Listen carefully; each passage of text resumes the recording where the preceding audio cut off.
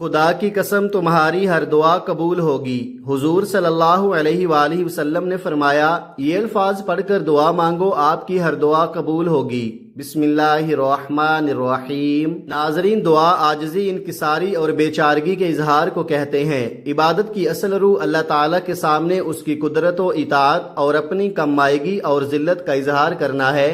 دعا کو عبادت کا مغز کہا گیا ہے۔ ہر عبادت کی طرح دعا بھی ایک عبادت ہے جس کو ادا کرنے کے لیے کسی وقت اور جگہ کی قید نہیں ہے۔ یہ ہر جگہ اور ہر وقت کی جا سکتی ہے۔ دعا صرف اللہ تعالیٰ سے کی جائے، یہ اللہ پاک کا حق ہے۔ وہ کسی کو مایوس نہیں کرتا۔ کسی اور سے دعا کرنا شرک کے زمرے میں آتا ہے۔ دعا ان اہم عبادات میں سے ہے جن کا اللہ تعالیٰ نے اپنے بندوں کو حکم دیا ہے، اور اللہ تعالیٰ نے دعا کی قبولیت کا وعدہ کیا ہے اور اس سے اعراض کرنے والوں کو وعید سنائی ہے۔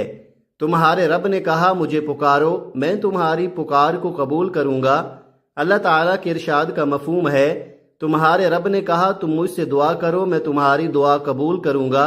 یقین مانو، جو لوگ میری عبادت سے خودسری کرتے ہیں وہ ذلیل ہو کر جہنم میں پہنچ جائیں گے۔ اللہ کے رسول صلی اللہ علیہ وآلہ وسلم کا فرمان ہے، تمہارا پروردگار باحیا اور سخی ہے۔ جب اس کا بندہ اس کی جانب دونوں ہاتھوں کو اٹھاتا ہے تو اللہ تعالیٰ کو اس بات سے حیا آتی ہے کہ انہیں خالی ہاتھ لوٹائے۔ دعا عبودیت کی علامت ہے۔ اس کے وسیلے سے بندہ اللہ کی توجہ طلب کرتا ہے اور اس سے مدد اور رحمت حاصل ہوتی ہے۔ اس کے ذریعے وہ اپنی حاجت کی درخواست اور بے بسی کا اظہار کرتا ہے، غیر اللہ کی طاقت و قوت سے برات کا اظہار کرتا ہے۔ چنانچہ ہمیں قرآن مجید کے آغاز میں بھی دعا ملے گی اور اختتام میں بھی دعا ملے گی۔ سورۃ فاتحہ میں بندہ اللہ تعالیٰ کی تعریف کے ساتھ اس کے سامنے اپنی درخواست پیش کرتا ہے۔ اسی طرح معززین میں بھی وہ اللہ کی پناہ طلب کرتا ہے۔ فضیلت دعا کے بارے میں نبی کریم صلی اللہ علیہ وآلہ وسلم کا ارشاد ہے، دعا سراسر عبادت ہے۔ دعا اللہ تعالیٰ کے نزدیک تمام چیزوں سے بہتر ہے۔ حضرت ابو ہریرہ رضی اللہ تعالی عنہ سے روایت ہے کہ نبی کریم صلی اللہ علیہ وآلہ وسلم نے فرمایا، کوئی چیز اللہ تعالیٰ کے نزدیک دعا سے بہتر نہیں ہے۔ دعا سے مسلمانوں کے باہمی تعلقات استوار ہوتے ہیں۔ ارشاد باری تعالیٰ کا مفہوم ہے، اور جو ان کے بعد آئیں وہ کہیں گے کہ اے ہمارے پروردگار، ہمیں بخش دے اور ہمارے ان بھائیوں کو بھی جو ہم سے پہلے ایمان لا چکے ہیں۔ نبی کریم صلی اللہ علیہ وآلہ وسلم نے ارشاد فرمایا، وہ چیزیں جو مرنے کے بعد میت سے منقطع نہیں ہوتی، ان میں ایک دعا بھی ہے۔ دعا ایسی عبادت ہے جس کے لیے نہ کوئی وقت متعین ہے نہ حالت۔ انسان کسی بھی وقت بلند آواز سے یا آہستہ، سفر، حضر، صحت، مرض، غرض کسی بھی حالت میں دعا کر سکتا ہے۔ سختی، آزمائش اور مصیبت کے ازالے کے لیے دعا کا اہتمام کرنا چاہیے۔ حضرت ابراہیم علیہ السلام نے وطن سے ہجرت کرتے وقت فرمایا تھا، میں اپنے پروردگار سے دعا مانگ کر محروم نہیں رہوں گا۔ حضرت زکریا علیہ السلام نے فرمایا، اے اللہ، میں کبھی بھی تجھ سے دعا کر کے محروم نہیں رہا۔ اللہ تعالیٰ نے اپنے ان بندوں کی تعریف بیان کی ہے جو اس سے دعا کرتے ہیں۔ یہ لوگ نیک کاموں کی طرف جلدی کرتے تھے اور ہمیں لالچ، طمع، ڈر اور خوف سے پکارتے تھے، اس حال میں کہ انبیاء پر خشوع خضوع کی کیفیت طاری ہوتی تھی۔ بندہ دعا سے اس عمل کا ثواب حاصل کر لیتا ہے جس کو اس نے انجام نہیں دیا۔ نبی پاک صلی اللہ علیہ وآلہ وسلم نے فرمایا، جس نے صدقے دل کے ساتھ اللہ تعالیٰ سے شہادت کی تمنا کی، اللہ تعالیٰ اس کو شہیدوں کے درجے تک پہنچا دے گا، اگرچہ اس کی موت بستر پر ہو۔ حضرت ابو ہریرہ رضی اللہ تعالی عنہ فرماتے ہیں کہ رسول اللہ صلی اللہ علیہ وآلہ وسلم نے فرمایا، جو شخص اللہ تعالیٰ سے دعا نہیں مانگتا، اللہ اس سے ناراض ہوتا ہے۔ حضرت ابو ہریرہ رضی اللہ تعالی عنہ فرماتے ہیں، رسول اللہ صلی اللہ علیہ وآلہ وسلم نے فرمایا، 3 آدمیوں کی دعا قبول ہوتی ہے جس میں کوئی شک نہیں۔ نمبر 1 مظلوم کی دعا، نمبر 2 مسافر کی دعا، نمبر 3 والد کی دعا اپنے بیٹے کے حق میں۔ دعا کے آداب میں سے ہے کہ دعا کے قبول ہونے میں جلدی نہ کی جائے۔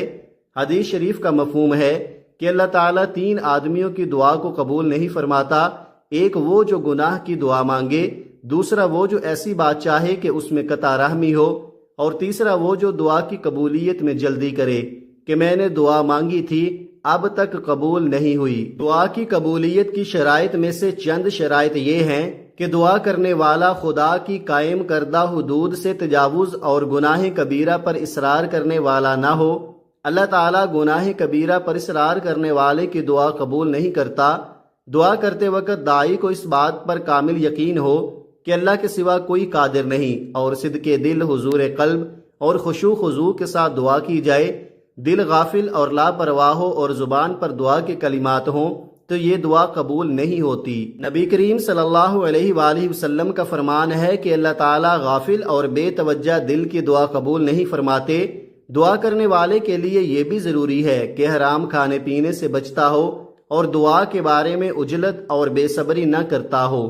اس کے ساتھ ہمارے پیارے آقا و مولا صلی اللہ علیہ وآلہ وسلم نے ہمیں دعا کرنے کا طریقہ بھی سکھایا کہ دعا کرتے وقت دونوں ہتھیلیوں کو پھیلا کر رکھا جائے، دونوں ہاتھ مونڈوں کے برابر ہوں۔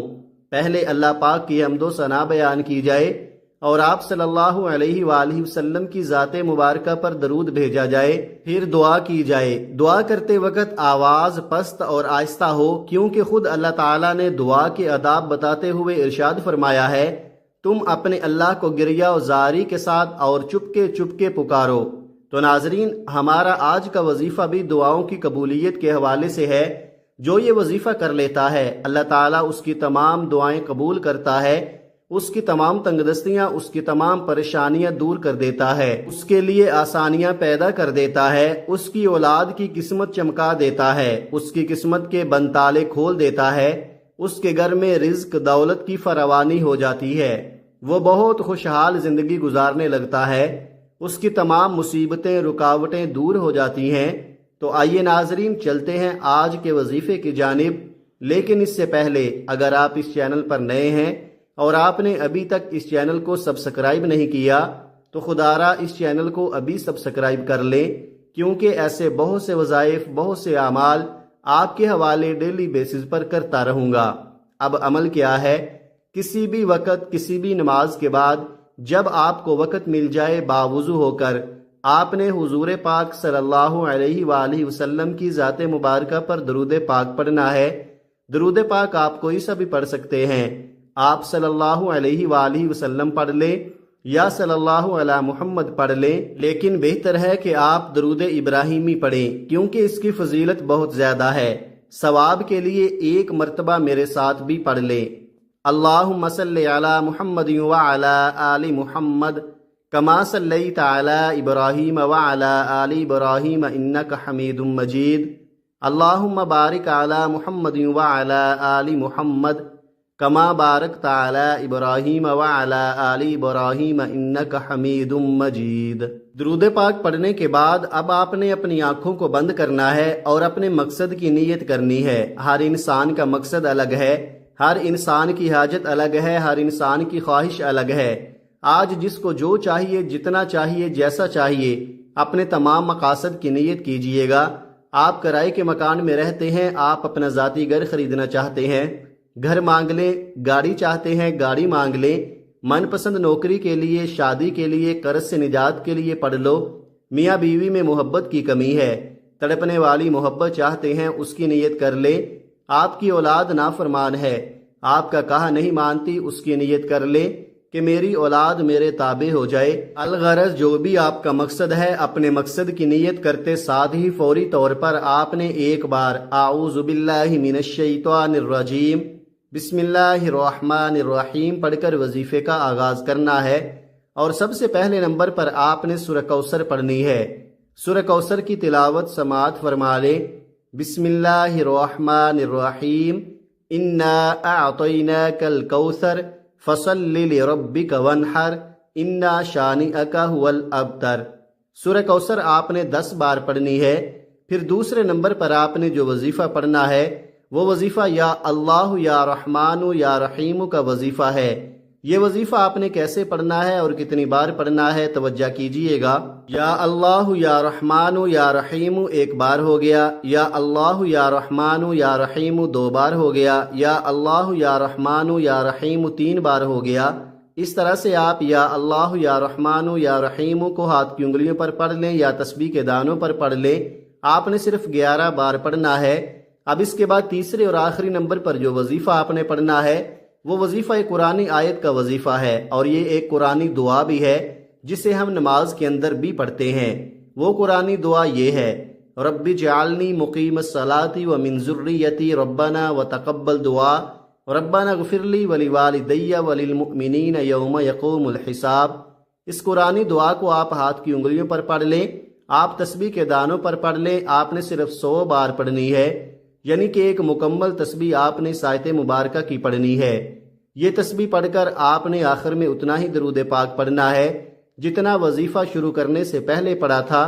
اب آپ کا عمل مکمل ہو گیا۔